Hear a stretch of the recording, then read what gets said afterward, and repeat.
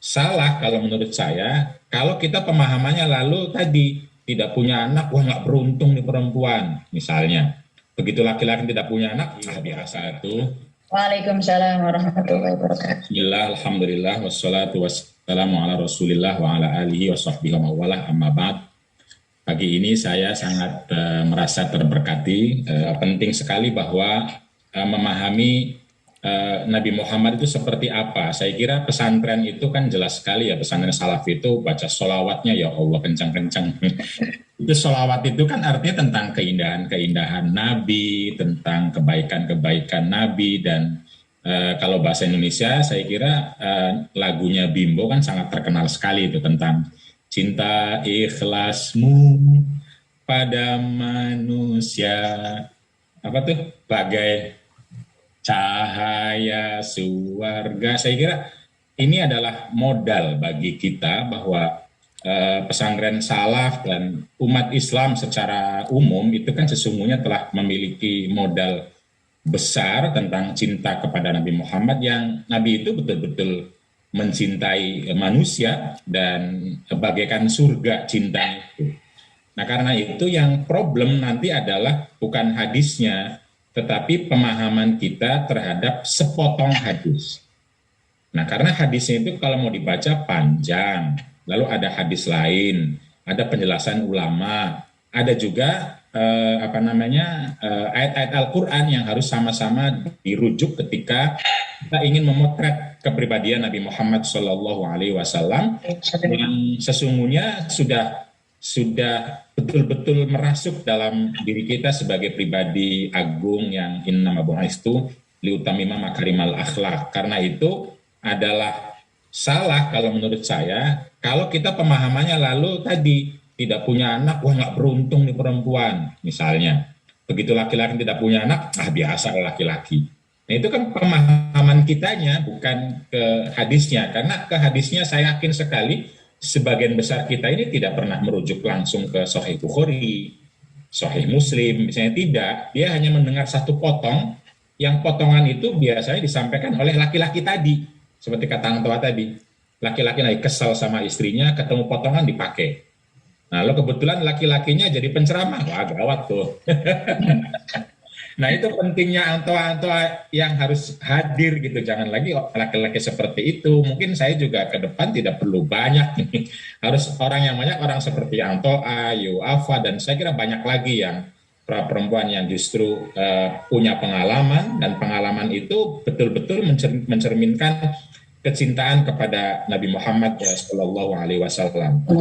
Kalau mau dipetakan, biasa saya punya whiteboard ya, walaupun nanti tidak perlu panjang lebar untuk memudahkan seperti biasa. Saya mengenalkan terlebih dahulu teks-teksnya yang ada di hadis ya, di hadis. Teksnya banyak sekali dan panjang sesungguhnya. Cuma ya oke, saya ambil potongan-potongan terlebih dahulu biar lebih mudah, karena kalau panjang layarnya nggak cukup juga nih layarnya itu. Jadi hadis yang kita bicarakan itu adalah potongan kecil dari berbagai riwayat yang diantaranya itu menyebutkan bahwa dalam Islam ada prinsip, itu tidak ada istilah kesialan, la adwa wala tiarota wala syukma, itu hadisnya prinsipnya begitu. Karena faktor utama keberuntungan sama kesialan itu bukan pada sesuatu, tapi pada Allah Subhanahu wa Ta'ala. Faktor tunggalnya itu ada pada Allah. Jadi sesuatu itu punya keberuntungan atau tidak, itu Allah yang memberikan. Lalu kemudian ketika Allah memberikan pun melalui sebab akibat. Sebab akibat yang itu bisa ada, bisa tidak, dan itu bisa ke tempat lain. Nah, itu yang nanti dijelaskan oleh ulama ya. Tapi saya sepintas saja, karena ini waktunya sangat terbatas, bahwa Sahih Bukhari itu ada yang biasa saya sampaikan sebelumnya, adalah kitab hadis yang muncul pada sekitar abad ketiga Hijriah. Begitupun Sahih Muslim dan lain sebagainya, yang beliau ketika menulis kitab hadis ini, itu pasti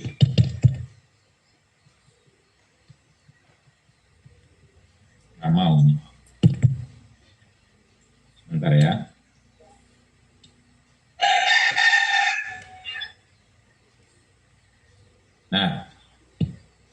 Sahih Bukhari ini sanadnya itu mendengar kepada guru beliau, lalu kepada guru beliau, lalu kepada guru beliau, dan sampai kepada sahabat Abdullah bin Umar. Jadi ada proses panjang selama 200 tahun lebih untuk sampai kepada Nabi Muhammad SAW, yaitu berupa hadis.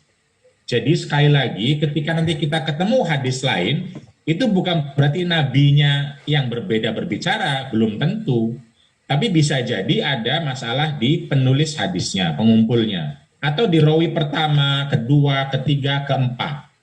Jadi dalam konteks hadis ini misalnya kita paling tidak memiliki 3 versi. Paling tidak ya. Versi pertama yang mengatakan bahwa iya perempuan itu sumber kesialan. Sebagaimana kuda dan rumah. Nah versi lain yang juga sahih adalah Sunan At-Tirmidzi yang mengatakan nggak ada sama sekali sumber kesialan itu, nggak ada satupun. Bahkan Nabi itu ngomong al-yumnu fi salat. Justru ada keberkahan pada 3 hal itu. Pada perempuan ada keberkahan, makanya laki-laki banyak sekali pengen sama perempuan. Ada keberkahan pada kuda itu, makanya banyak laki-laki pengen kuda. Kalau sekarang malah Mitsubishi kan misalnya. Dan semua orang pengen rumah. Kok dibilang ada kesialan itu gimana? Mana ada orang nggak pengen rumah? Semua pengen rumah. Jadi hadis lain yang sama-sama Nabi Muhammad yang berbicara, tetapi perawinya Ibnu Majah, itu melalui sanad yang berbeda sampai kepada Hakim bin Muawiyah dari pamannya Mikhbar bin Muawiyah, itu redaksinya 100% berbeda gitu loh. Berbeda. Itu. Lalu ada hadis lain satu lagi yang ini diriwayatkan oleh Imam Baihaqi tapi juga oleh Imam Hakim fil Mustadrak, kitab hadis, yang sama persis menggunakan rawi-rawinya Imam Bukhari tetapi tidak ada hadis ini di Bukhari. Nah kata Imam Hakim ini hadisnya sahihul isnad, sahih wa wafaqahu al-Zahabi, dan disetujui oleh Imam al-Zahabi. Imam Zahabi itu imam ahli hadis yang selalu mengevaluasi seluruh hadis-hadis Imam Hakim. Imam Hakim. Nah kata Imam Zahabi sama Imam Hakim, hadis ini benar. Apa ceritanya 180 derajat berbeda? Ceritanya bahwa kalau kata hadis ini, itu ceritanya bahwa beberapa sahabat komplain kepada Aisyah terkait dengan hadis Abu Hurairah tadi atau hadis Ibnu Umar tadi tentang perempuan itu sumber kesialan. Nah, Aisyah diceritain ini gimana ada hadis begini? Salah hadis itu, kata Aisyah.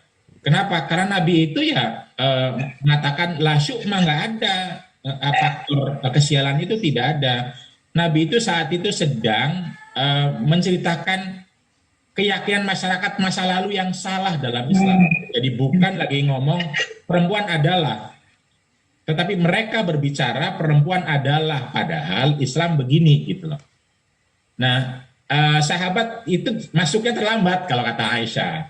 Jadi sekarang kan misalnya kita mulai jam 5.30 nih. Angtoa sudah mulai, dia baru masuk Zoom.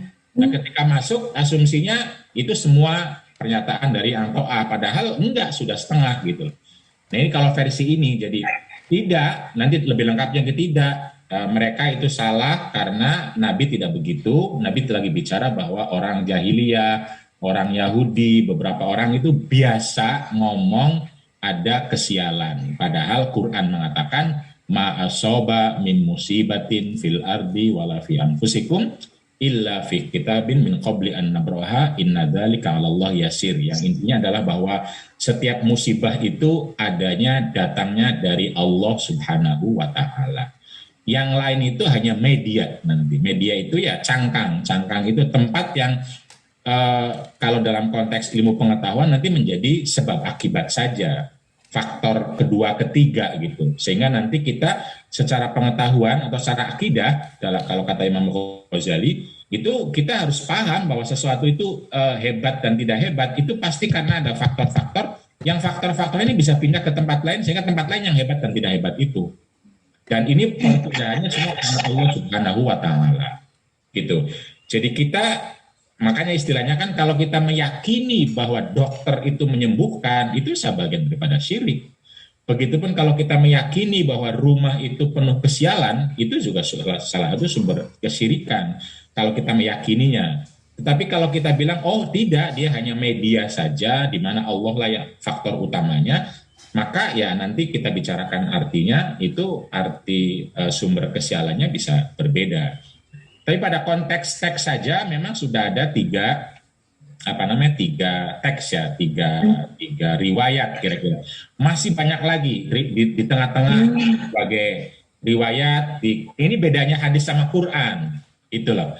Kalau Quran itu cuma satu riwayatnya, Qul huwallahu ahad, ya sudah, nggak ada versi Syiah, versi Ahmadiyah, versi apa lagi, Khawarij, versi Mu'tazilah, nggak ada. Versinya ya satu, Qul huwallahu ahad gitu loh. Lalu Al-Fatihah ya versinya begitu, sama semua, paling beda cara baca gitu.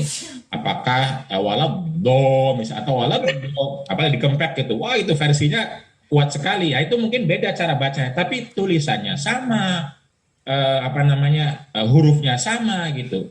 Tapi kalau hadis itu versinya jangankan antara Sunni sama Syiah, ini masih Sunni semua nih. Ini masih Sunni semua. Bahkan dalam Sahih Bukhari sendiri itu versinya banyak. Ketika guru-gurunya beda-beda, guru-gurunya gitu loh. Jadi karena itu sangat mungkin terjadi mukhtalaful hadis dalam ilmunya, atau perbedaan antara satu teks dengan teks yang lain yang mungkin menimbulkan perbedaan makna. Nah, karena itu kalau kita betul cinta pada Rasul, kalau kita betul yakin bahwa Rasul itu cintanya kepada manusia bagaikan surga, maka ya yang harus kita curigai riwayat-riwayat yang banyak ini bukan Rasulnya gitu loh. Karena kan nyatanya begini, riwayat-riwayatnya. Jadi kita tidak tahu persis Rasulnya gimana sih gitu loh. Ketika tidak tahu persis, maka kembali kepada asal mulanya. Laqad kana lakum fi Rasulillahi uswatun. Laqad ja'akum rasulun min anfusikum azizun alaihi ma anittum. Rasul itu sangat peka terhadap apa yang kita rasakan sebagai keburukan. Jadi nggak mungkin Rasul itu bilang, perempuan itu sumber keburukan. Ingat Khadijah loh, Man. Kalau ngomong begitu, ingat Khadijah. Apakah Khadijah sumber keburukan? Apakah Khadijah itu sumber kesialan? Ya Allah, menurut saya melukai Nabi, melukai Khadijah. Kalau kita masih menyebarkan hadis itu tanpa makna dari misalnya Fathul Bari. Ini Fathul Bari maknanya Imam Ibnu Hajar Asqalani terkait dengan hadis itu kalau dibaca maknanya nggak begitu gitu loh misalnya. Jadi penting sekali bagi kita kembali kepada riwayat misalnya. Memang betul secara takhrij hadis, para ulama secara hadis mengatakan riwayat Bukhari ini lebih baik secara sanad, betul. Tapi ya dalam konteks fakta kita tidak bisa mengatakan ini nggak ada, ini tidak ada, ini juga sama sahihnya. Nah memang dalam kajian hadis kan sering mengatakan kalau ada 10 ulama hebat misalnya, 3-nya itu berbeda dari 7, yang diambil 7. Memang begitu seringkali, itu sebenarnya istilah syad itu, syad. Jadi dianggap riwayat yang ini tuh syad. Syad itu ya bertentangan dengan Bukhari sama Muslim, karena Bukhari Muslim dianggap lebih tokoh, lebih senior, lebih dan lain-lain. Tetapi tetap nggak bisa dihilangkan. Ketika nggak dihilangkan artinya disandingkan ketika kita mau menerima ini. Harus disandingkan. Nah karena itu kita jangan terlalu kaget kalau ada beberapa tokoh feminis muslim, progresif, mungkin cendekiawan, yang mungkin Buya Husain Muhammad yang sering mengatakan laisa kullu ma sahha sanaduhu sahha matnuhu misalnya. Itu tidak bisa seperti itu gitu, karena kata Buya Husain bahwa tidak semua hadis yang sahih secara sanad itu sahih secara matan. Ya, itu diantaranya karena ada hadis-hadis lain ini gitu loh. Karena itu menurut saya penting sekali misalnya untuk memahami bahwa dalam diantara ulama hadis sendiri itu ya sudah ada cara bagaimana mengelola hadis seperti ini. Itu sudah ada caranya. Salah satu caranya oke lah secara sanad itu sahih, tapi secara matan itu masih harus dibincang ulang. Tidak serta-merta diterima begitu saja. Jadi kita itu sesungguhnya bukan menolak hadis, bukan, atau bukan menolak hadis Nabi, bukan, tetapi menolak periwayatan dan pemaknaan yang tunggal seakan-akan cuma ini hadis Nabi. Nah, padahal ada hadis-hadis lain. Jadi kalau mau meriwayatkan hadis ini, diundang hadis ininya, lalu kita maknai secara rahmatan lil alamin. Gitu, rahmatil alamin dan akhlakul mulia, akhlak al-karimah.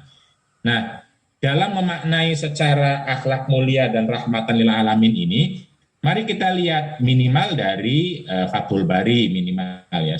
Apalagi nanti kalau bisa kita teruskan dengan tafsir-tafsir yang sekarang sudah dikembangkan oleh Buya Husein, oleh Bunyai Nur Rafi'ah, oleh Bunyai Badriah Fayumi, oleh banyak pihak saya kira sekarang sudah dan ulama kontemporer dari Azhar seperti Abu Syukko dan lain-lain juga sudah melakukan sesungguhnya.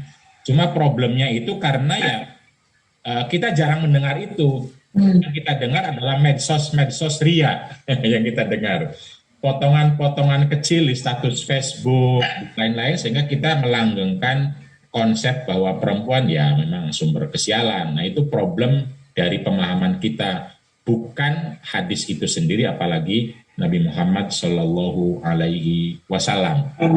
Dulu sebagai teks antoah, kalau mau terus ke pemaknaan atau makna boleh, kecuali kalau Anto ingin menyampaikan sesuatu, kalau enggak saya akan masuk ke bagaimana memaknainya, seperti pertanyaan Anto tadi, memaknainya secara mubadalah.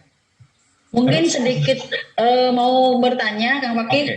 Okay. Seperti di dalam buku ini kan, tadi sebagian hadis yang sudah dibacakan oleh Kang Fakih, la syukma waqajakunu al-yumnu fiddari wal mar'ati wal farosi, ini katanya ya hadis sahih juga yang diungkapkan pendapatnya Abu Syukko. Lalu siapa sih Abu Syukko itu, ulama yang dari mana, dan itu banyak juga di dalam buku-buku Kang Fakih memunculkan sosok Abu Syukko.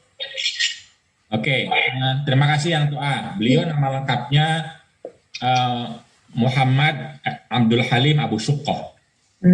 Jadi beliau adalah ulama dari Mesir yang tinggal lama di Kuwait, lalu balik lagi ke Mesir, dan salah satu peninggalan monumentalnya adalah kitab Tahrirul Mar'ah fi Ashr. Jadi bagaimana hak-hak perempuan pada masa Nabi Muhammad SAW, yang itu berisi kitab hadis-hadis Nabi dari Sahih Bukhari dan Muslim. Ada sekitar 1.800-an sekian teks hadis yang dirujuk oleh beliau. Kitab ini jumlahnya sekitar 6 jilid. Ya Allah. Itu sekitar 500 halaman. Kalau dikalikan berarti 5 kali 6, 3.000. 3.000 halaman, isinya hadis-hadis saja dengan penjelasan kecil ringan terkait dengan bagaimana kehidupan perempuan pada masa Nabi, yang seringkali kita itu kan memandangnya perempuan itu di rumah saja, masak saja, nurut sama suami saja. Ternyata dalam gambaran beliau itu hadis Sahih Bukhari Muslim tidak. Ada banyak sekali perempuan-perempuan yang mungkin jarang kita dengar. Dia punya peran, atau perempuan punya peran besar dalam kehidupan Nabi Muhammad SAW. Ya seperti sosok Khadijah lah kira-kira, lalu Fatimah, lalu Asma, lalu Aisyah, lalu Ummu Salamah. Itu banyak sekali disebutkan dengan hadis-hadis sahihnya, yang jika tidak ada perempuan itu, ini konteksnya kemanusiaan, jangan Allah pasti bisa berbuat apapun. Pada konteks kemanusiaan, kalau tidak ada perempuan ini, peradaban Islam kita tidak tahu. Nabi Muhammad kita tidak tahu kemana. Coba bayangkan kalau nggak ada Khadijah. Nabi Muhammad kan nggak punya uang, nggak punya tenaga pada saat itu, di mana semua uang, semua tenaga ketika disiksa, ketika dikasih kotoran pada saat sujud, ketika ragu dari Gua Hira, itu siapa yang menenangkan, membawa ke pendeta itu Khadijah, ketika Nabi Muhammad masih gemetar ketika menerima dan banyak sekali kalau dibaca, banyak sekali ya, ketika hijrah, sama ketika perang Uhud juga, ketika di Madinah orang pada tidak punya uang, kelaparan, itu yang tandang semua perempuan.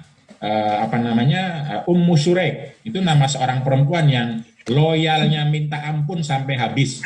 Kalau membandingkan susah membandingkan laki-laki, dianggapnya nanti mengandalkan sahabat laki-laki. Itu kalau ada tamu itu perginya ke rumah Ummu Syurek. Kata Nabi, pergi ke Ummu Syurek. Kenapa? Ada makanan di sana? Di saya nggak ada. Itu Ummu Syurek. Ummu Syurek itu agnia ansor. Kita kan jarang dengar gitu-gitu. Belum lagi Rufaidah yang ngerti bagaimana menjadi dokter dan lain sebagainya. Itu banyak sekali. Dan semua hadis-hadisnya adalah sahih. Tetapi kita karena itu saya senang sekali Kang Toah punya tawasul mubadalah. Munculnya sosok-sosok perempuan yang juga pasti punya peran, saya kira ya. Nah itu di Abu Syukoh penting dan saya kira keren, dan kitabnya bisa diakses, sudah diterjemahkan dulu, dan penting saya kira ya kita untuk merujuk minimal. Maka lalu dari buku itu saya ringkas sedikit saja 60 hadis itu, itu dari situ. 60 hadis itu terinspirasi, cuma cara nyusunnya aja berbeda. Tapi inspirasinya dari Abu Syukoh. Lah kalau Nabiur Rahmah itu inspirasinya dari ulama perempuan yang lain yang namanya Khadijah Nibrawi. Ini perempuan hebat sekali menurut saya di Mesir. Sudah sepuh, tidak bisa ngetik, tetapi karyanya ribuan halaman berjilid-jilid, tulis tangan, beliau masih hidup sama sekali. Itu kalau saya Nabiur Rahmah itu cuma berapa halaman. Itu ulama perempuan yang Masya Allah karyanya tentang perempuan, tentang demokrasi, tentang ekonomi, tentang peradaban Islam. Isinya adalah kata-kata bijak dari ulama-ulama klasik, itu perempuan. Dan menulisnya pada saat sudah uzur. Masih uzur itu sudah anaknya sudah mentas semua, sudah kuliah semua, baru mulai nulis. Teman-teman sekalian, jamaah Zumiyah yang dirahmati Allah Subhanahu wa taala. Lalu pertanyaannya adalah bagaimana kalau hadis itu kita terima dan maknanya seperti apa? Nah, sebagaimana sudah dijelaskan oleh Imam Ibnu Hajar Asqalani misalnya, bahwa di sana ada banyak sekali pandangan para ulama. Minimal yang penting adalah prinsip bahwa Islam itu la tiyarata wala syu'ma. Jadi prinsipnya tidak ada istilah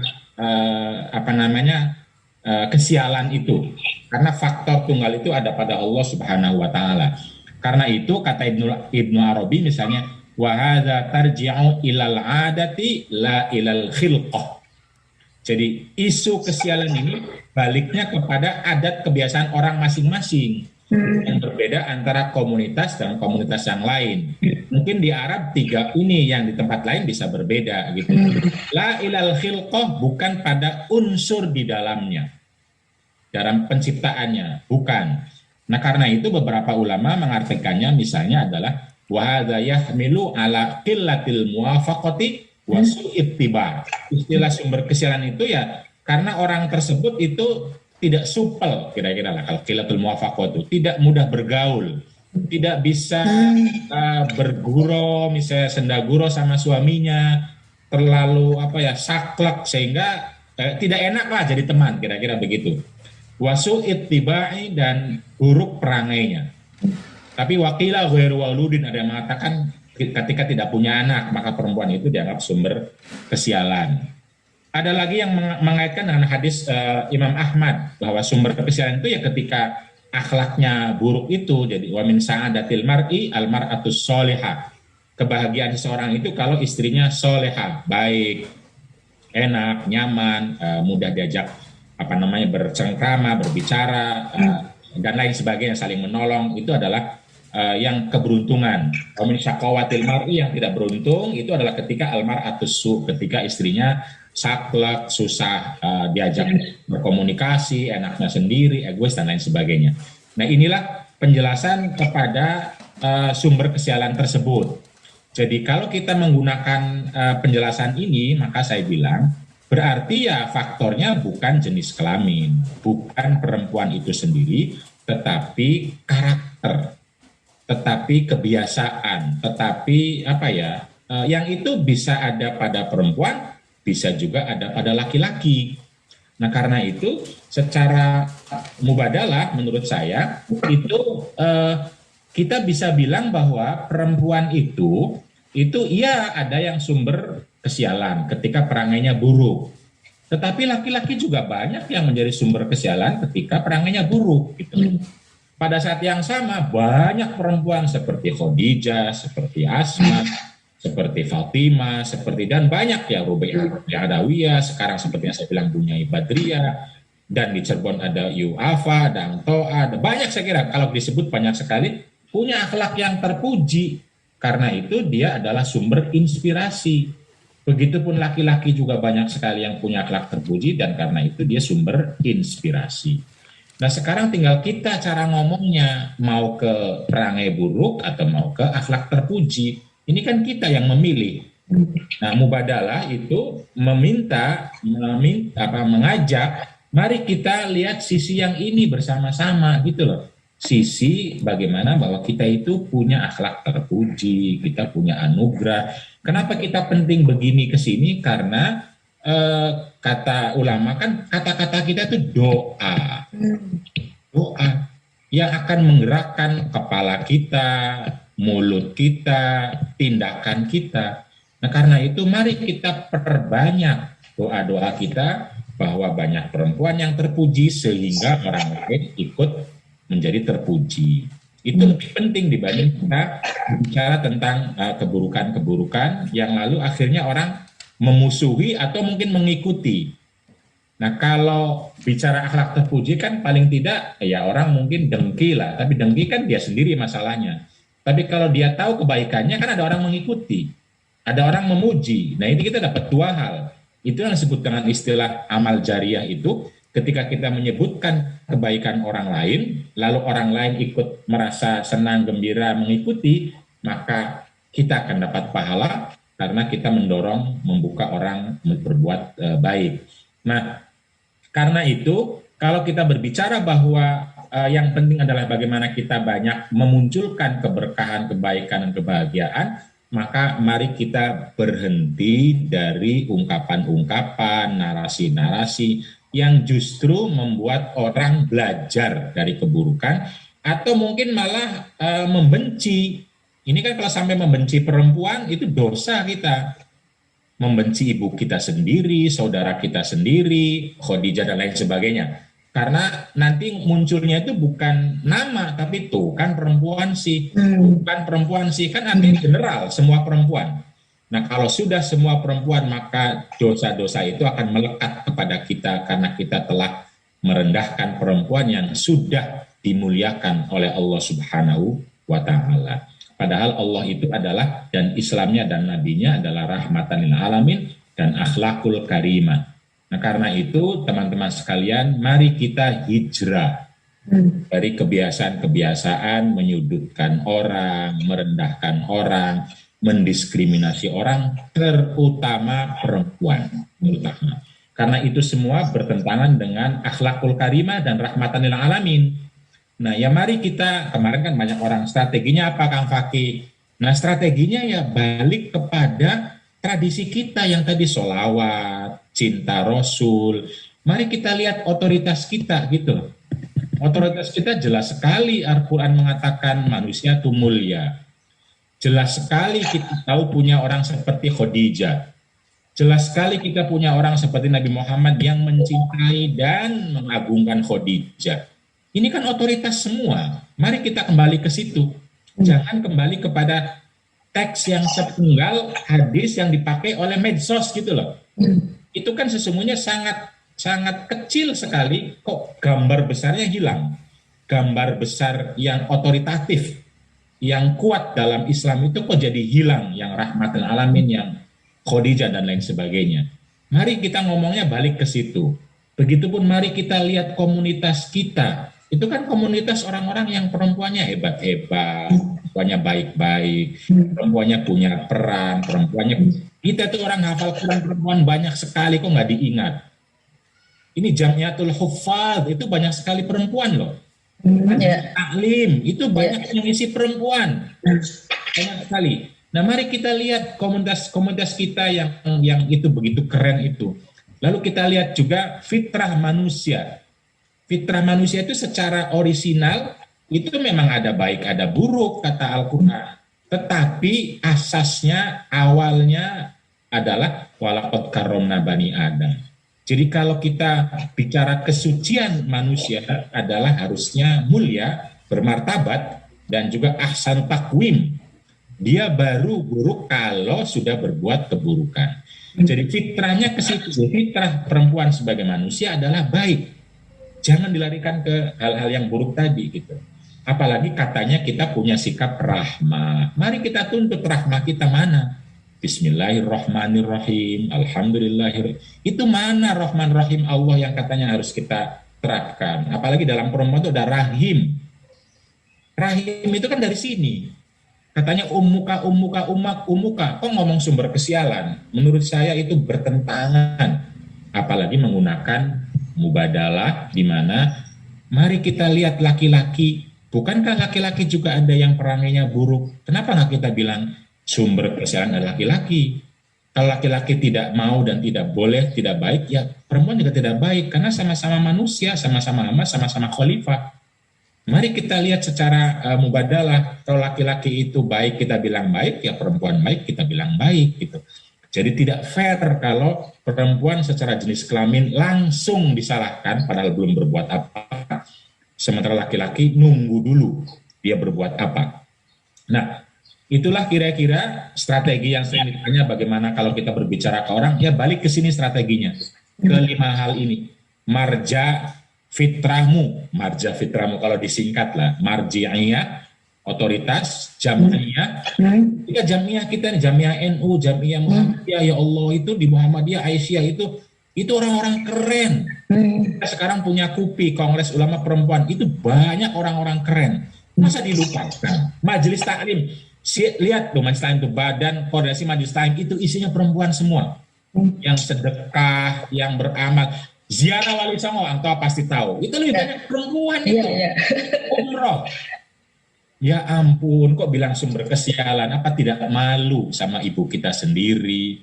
Dan lain-lain. Mari kita lihat mungkin setiap saat saya akan kembali ke sini terus nih biar kita mantap keyakinannya bagaimana marji'iyah kita, otoritas Quran hadis, bagaimana jam'iyah kita, bagaimana fitrah kemanusiaan kita, bagaimana sikap rahmah kasih sayang kita, dan terakhir bagaimana kita bermubadalah ria. Itu Kang To'ah, mudah-mudahan.